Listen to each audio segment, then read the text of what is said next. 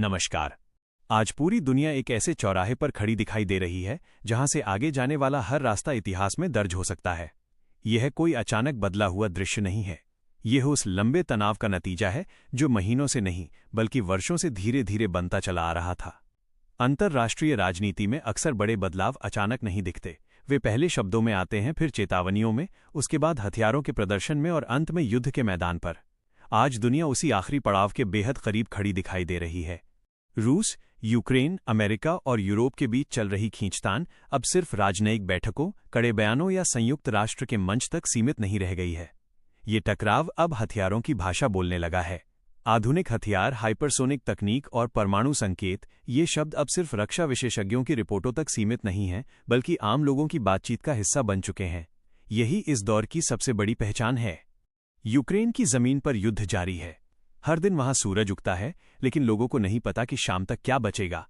कई शहर ऐसे हैं जहां सुबह की पहली आवाज किसी स्कूल की घंटी या बाजार की चहल पहल नहीं, बल्कि सायरन और धमाकों की गूंज होती है। रूसी हमले और यूक्रेनी जवाबी कार्रवाई के बीच सबसे ज्यादा पिसता है आम नागरिक। बच्चे, बुजुर्ग, महिलाएं सब एक ऐसे युद्ध का बोझ उठा रहे हैं जिसे उन्होंने चुना नहीं था।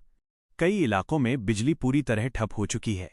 सर्द रातों में लोग अंधेरे और ठंड के बीच जीने को मजबूर हैं। पानी की सप्लाई टूट चुकी है। अस्पतालों में घायल लोगों की संख्या बढ़ती जा रही है, लेकिन दवाइयों और संसाधनों की कमी साफ दिखाई देती है। राहत एजेंसियां हर दिन कोशिश करती हैं कि मदद पहुंचाई जाए, लेकिन हर नया हमला उनके रास्ते और मुश्किल बना देता है। लाखों लोग अपने घर छोड़कर सुरक्षित जगहों की तलाश में भटक रहे हैं। उनके लिए घर अब सिर्फ एक याद बनकर रह गया है। इसी युद्ध के बीच रूस की सैन्य ताकत का प्रदर्शन पूरी दुनिया का ध्यान खींच रहा है। रूस बार बार ये दिखाने की कोशिश कर रहा है कि वो सिर्फ एक क्षेत्रीय शक्ति नहीं है, बल्कि ऐसी सैन्य क्षमता रखता है जिसे नजरअंदाज नहीं किया जा सकता। रूस के हथियार सिर्फ युद्ध के मैदान के लिए नहीं, बल्कि राजनीतिक संदेश देने के लिए भी इस्तेमाल होते हैं। जब भी रूस की हाइपरसोनिक मिसाइलों का जिक्र होता है, यूरोप से लेकर अमेरिका तक सुरक्षा एजेंसियां सतर्क हो जाती हैं। इन मिसाइलों की रफ्तार आवाज से कई गुना ज्यादा बताई जाती है। ये मिसाइलें हवा में अपनी दिशा बदल सकती हैं और मौजूदा एयर डिफेंस सिस्टम के लिए इन्हें रोकना बेहद मुश्किल माना जाता है। यही वजह है कि हाइपरसोनिक तकनीक को आने वाले समय के युद्धों की सबसे बड़ी चुनौती माना जा रहा है। लेकिन हाइपरसोनिक मिसाइलें सिर्फ एक हथियार नहीं हैं, वे एक संदेश हैं। एक ऐसा संदेश जो शब्दों में नहीं, बल्कि ताकत के प्रदर्शन में दिया जाता है।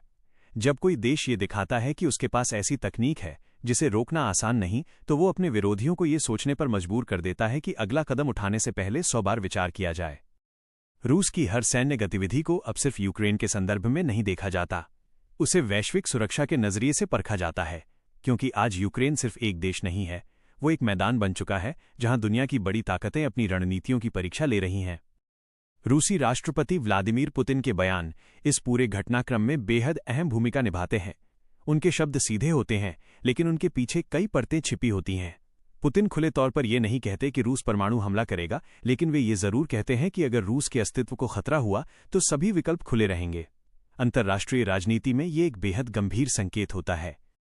ऐसे बयान पश्चिमी देशों को ये याद दिलाने का तरीका होते हैं कि रूस आज भी दुनिया की सबसे बड़ी परमाणु शक्तियों में से एक है। यह सिर्फ अतीत की बात नहीं है, बल्कि वर्तमान की सच्चाई है। यही वजह है कि पुतिन के हर शब्द को सिर्फ बयान नहीं, बल्कि रणनीतिक संदेश के तौर पर देखा जाता है। इन बयानों के साथ साथ सोशल मीडिया पर अफवाहों का दौर भी तेज हो जाता है। युद्ध के समय डर बहुत तेजी से फैलता है। कुछ पोस्ट्स, वीडियो और मैसेज ये दावा करते हैं कि रूस ने नई और बेहद खतरनाक मिसाइलों का इस्तेमाल किया है। इन दावों को देखकर आम लोगों के मन में बेचैनी बढ़ जाती है। लोग ये सोचने लगते हैं कि क्या दुनिया किसी बड़े युद्ध की ओर बढ़ रही है। हालांकि रक्षा विशेषज्ञ और अंतर्राष्ट्रीय एजेंसियां लगातार ये चेतावनी देती रही हैं कि हर वायरल खबर सच नहीं होती। युद्ध के समय सूचना भी एक हथियार बन जाती है। कई बार जानबूझकर अधूरी, गलत या बढ़ा चढ़ाकर पेश की गई जानकारियां फैलाई जाती हैं ताकि डर का माहौल बनाया जा सके। यही कारण है कि आज के दौर में सच्चाई और अफवाह के बीच फर्क करना पहले से कहीं ज्यादा जरूरी हो गया है। यूरोप इस पूरे घटनाक्रम को लेकर सबसे ज्यादा चिंतित दिखाई देता है। यूक्रेन उसका पड़ोसी है और युद्ध की आंच पहले ही यूरोप तक पहुंच चुकी है। ऊर्जा संकट ने कई देशों की अर्थव्यवस्था को झकझोर दिया है। गैस और तेल की आपूर्ति प्रभावित हुई है। महंगाई बढ़ी है और आम लोगों की जिंदगी पर सीधा असर पड़ा है। इसके अलावा शरणार्थियों की समस्या ने भी यूरोप के कई देशों पर दबाव बढ़ा दिया है। लाखों लोग यूक्रेन से निकलकर सुरक्षित जगहों की तलाश में यूरोप पहुंचे हैं। कई देशों ने मानवीय आधार पर उनके लिए दरवाजे खोले हैं, लेकिन संसाधनों पर दबाव लगातार बढ़ रहा है। ऐसे माहौल में अगर युद्ध और तेज होता है या परमाणु संकेतों की भाषा और गहरी होती है, तो उसका असर सिर्फ यूक्रेन या रूस तक सीमित नहीं रहेगा। उसका असर पूरे यूरोप और फिर पूरी दुनिया पर पड़ेगा। यही वजह है कि नाटो देश हाई अलर्ट पर हैं। सैन्य अभ्यास तेज किए जा रहे हैं, सुरक्षा तैयारियां बढ़ाई जा रही हैं और हर गतिविधि पर बारीकी से नजर रखी जा रही है। इसके बावजूद पश्चिमी देश ये भी समझते हैं कि किसी भी तरह का बड़ा टकराव पूरी दुनिया के लिए विनाशकारी हो सकता है। यही कारण है कि कूटनीति के रास्ते पूरी तरह बंद नहीं किए गए हैं। पर्दे के पीछे बातचीत जारी है। हर देश ये कोशिश कर रहा है कि हालात पूरी तरह नियंत्रण से बाहर न जाएं। अमेरिका इस पूरे संघर्ष में यूक्रेन का मजबूत समर्थक बनकर सामने आया है। हथियारों की आपूर्ति, आर्थिक सहायता और राजनीतिक समर्थन अमेरिका लगातार यूक्रेन के साथ खड़ा दिखाई देता है। रूस इसे अपने खिलाफ सीधी चुनौती के तौर पर देखता है। इसी वजह से रूस की कई चेतावनियां असल में अमेरिका और उसके सहयोगी देशों के लिए मानी जाती हैं। ये संदेश किसी एक नेता या सरकार के लिए नहीं, बल्कि पूरे पश्चिमी सैन्य गठबंधन के लिए होता है। रूस ये साफ करना चाहता है कि अगर उसे घेरने की कोशिश की गई तो वो चुप नहीं बैठेगा। रक्षा विशेषज्ञों का मानना है कि रूस की रणनीति सिर्फ हमला करने की नहीं है, ये दबाव बनाने की राजनीति भी है। इसे मनोवैज्ञानिक युद्ध कहा जा सकता है।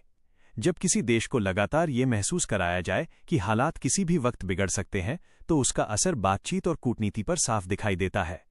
यूक्रेन के भीतर हालात हर दिन बदल रहे हैं। कहीं थोड़ी राहत की खबर आती है तो कहीं नई तबाही की तस्वीरें सामने आ जाती हैं। अंतर्राष्ट्रीय संगठन मानवीय सहायता पहुंचाने की कोशिश कर रहे हैं, लेकिन युद्ध के बीच ये काम बेहद जोखिम भरा हो गया है। कई इलाकों तक मदद पहुंचाना जान जोखिम में डालने जैसा हो चुका है। इसी बीच परमाणु युद्ध सवाल बार बार उठता है। ये सवाल इसलिए नहीं उठता कि कोई देश तुरंत परमाणु हमला करने जा रहा है, बल्कि इसलिए कि बयानबाजी और संकेतों की भाषा ने लोगों को सोचने पर मजबूर कर दिया है। ज्यादातर विशेषज्ञ इस बात पर सहमत हैं कि फिलहाल परमाणु युद्ध की संभावना कम है। परमाणु हथियार आखिरी विकल्प होते हैं और उनका इस्तेमाल पूरी मानवता के लिए तबाही का संकेत होगा। इतिहास गवाह है कि जब जब दुनिया इस मोड़ पर पहुंची है, तब तब बातचीत ने किसी न किसी रूप में रास्ता निकाला है। आज भी उम्मीद की वही पतली सी रेखा दुनिया को संभाले हुए है। इस पूरे माहौल में आम लोगों के लिए सबसे जरूरी बात यही है कि वे डर और अफवाहों से दूर रहें। हर वायरल वीडियो, हर सनसनीखेज दावा सच्चाई नहीं होता।